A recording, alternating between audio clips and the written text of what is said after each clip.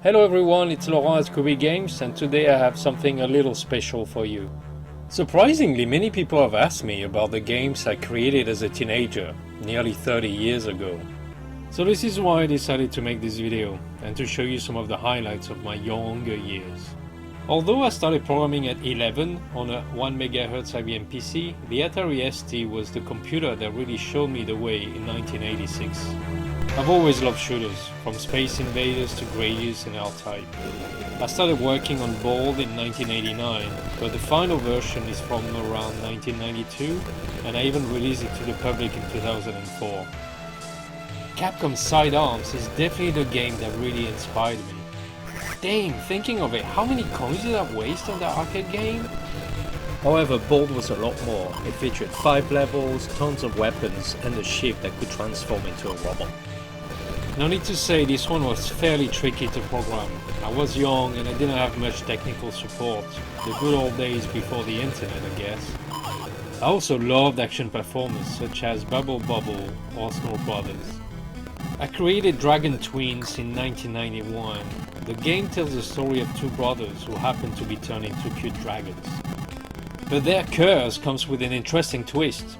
They can shoot fireballs that rejuvenate their enemies, and they can eventually crush them with the magic ball they carry around. I wrote a few more action platformers. The earliest one was called Diamond Runner. I wrote it back in 1988 and even sent it to a French video game magazine at the time.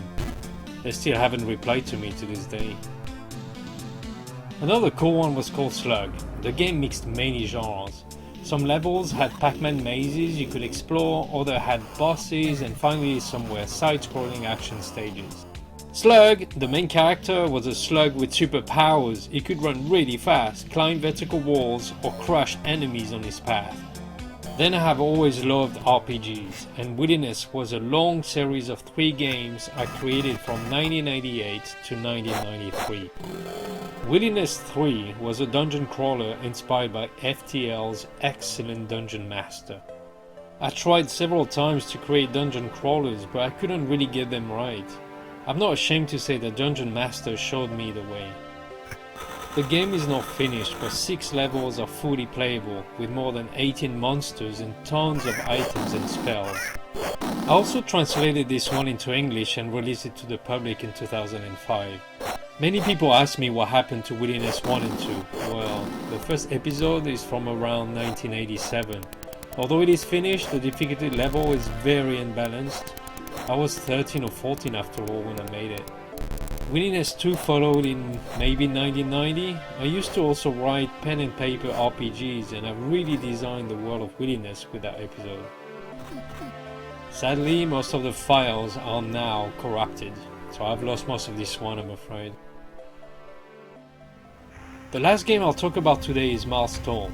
This was my first randomly generated game where the player could explore an infinite universe with solar systems and planets. It was also my first attempt at creating a 3D game.